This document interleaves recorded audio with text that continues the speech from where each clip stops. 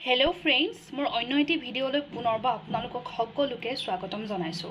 আৰু মই আজি ৰান্ধিব ওলাইছো নাগা ষ্টাইলত গাহৰি মাংস আৰু মই তেল ব্যৱহাৰ নকৰো ইয়াতে মই এটা সম্পূৰ্ণ বইল হ'ব আৰু অইল ফ্ৰী গতিকে মোক ইয়াতে প্ৰথমতে মই লৈ লৈছো বিলাহী তাৰপাছত মান ধনিয়া অকমান সৰকে কাটি লৈছো আৰু বাহৰ গাজ তো বাহৰ গাজটো মই লৈ লৈছো লগতে শুকান জলকীয়া মই পেষ্ট কৰি লৈছো একদম মিহিকে পেষ্ট কৰা নাই জাস্ট মানে ৰাফলি মই খুন্দি লৈছো লগতে লৈছো এয়া আদা আৰু নহৰু মই থেতেলিয়াই লৈছো লগতে অকনমান জালুকৰ গুৰি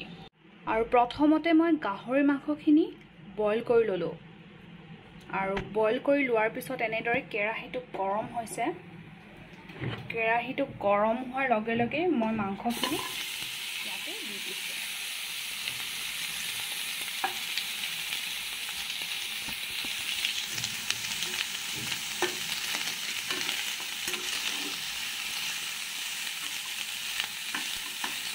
মই মাংসখিনি দি লৈছো ইয়াতে মই বৰ্তমানলৈ একো দিয়া নাই তো এটা বৰ্তমান মই জুইটো অকণমান কমাই দি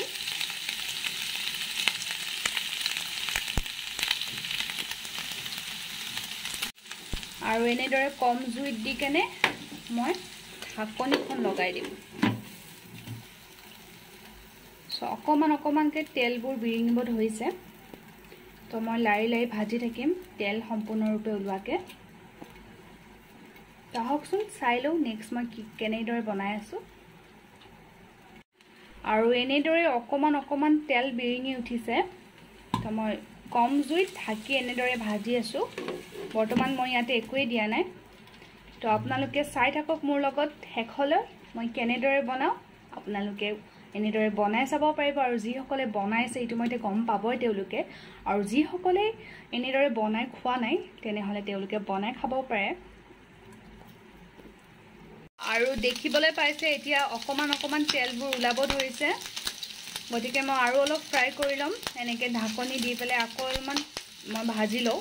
তাৰপিছত ইয়াতে মই কি দি আছো আপোনালোকক দেখাই আছো আৰু মই ইয়াতে দি দিলো শুকান জলকীয়াৰ পেষ্ট দেখি গৈছে গাহৰিৰ পৰা কেনেদৰে আৰু ইয়াতে মই দি দিলো শুকান জলকীয়াৰ পেষ্টখিনি তাৰপিছত এনেকৈ লৰাই লৈছো আৰু দেখিবলৈ পাইছে গাহৰিৰ পৰা কেনেদৰে তেল বিৰিঙি উঠিছে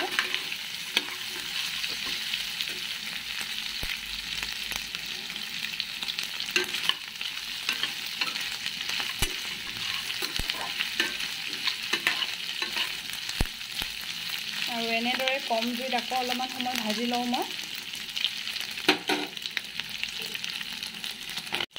এয়া দেখা পাইছে গাহৰিৰ পৰা কেনেদৰে তেল ওলাব ধৰিছে আৰু এতিয়া মই দি দিম ইয়াতে বিলাহী আৰু এতিয়া মই দি দিলো ইয়াতে বিলাহী তো বিলাহীখিনি দিয়াৰ পিছত এনেদৰে মই অকণমান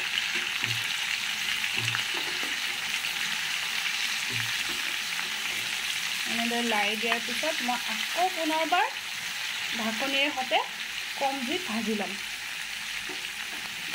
আৰু এতিয়া বিলাহী দিয়াৰ পিছত মই ইয়াতে নিমখ এড কৰিম যাতে বিলাহীখিনি সোনকালে সিজি যায়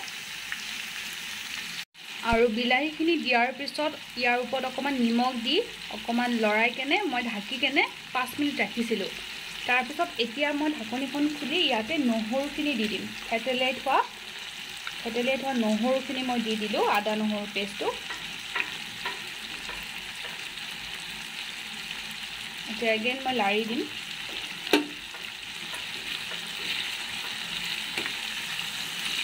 দেখিবলৈ পাইছে কেনেকৈ তেল ওলাইছে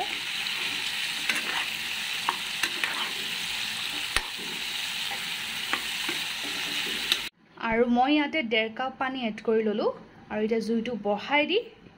মই এতিয়া আকৌ ঢাকনিখন দি আকৌ উতলাবলৈ দিম আৰু কমেও মই এবাৰ 10 মিনিট উতলিব দিম আৰু এনেদৰে 10 মিনিট সময় ঢাকি সিজোৱাৰ পিছত পানীখিনি প্ৰায় শুকাব ধৰিছে আৰু ইয়াতে মই এতিয়া বাহৰ গাজখিনি দি দিম আৰু লগতে জালুকৰ গুড়ি অকমানো মই ইয়াতে ছটিয়াই দিছোঁ আৰু এনেকৈ বাঁহৰ গাজ দিয়াৰ পিছত মই এতিয়া একেবাৰে শেষত মান ধনিয়াখিনি দি দিছোঁ আৰু জোলটো আপোনালোকৰ নিজৰ কথা আপোনালোকে কেনেকুৱা পৰিমাণৰ জোল ভাল পায় মই শুকানকৈ ভাল পাওঁ তো মই এনেকৈ কম পৰিমাণৰ জোল ৰাখিছোঁ তো এতিয়া মান ধনিয়াখিনি দিয়াৰ পিছত এনেকৈ মই লাৰি দিছোঁ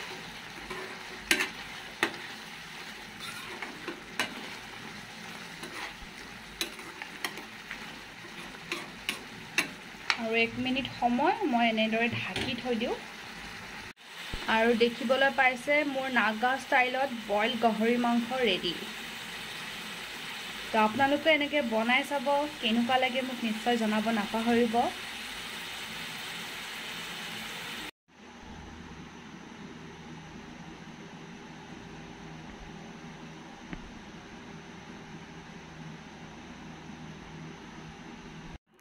আৰু এয়া দেখা পাইছে মোৰ বইল নাগা ষ্টাইলৰ গাহৰি মাংস ৰেডি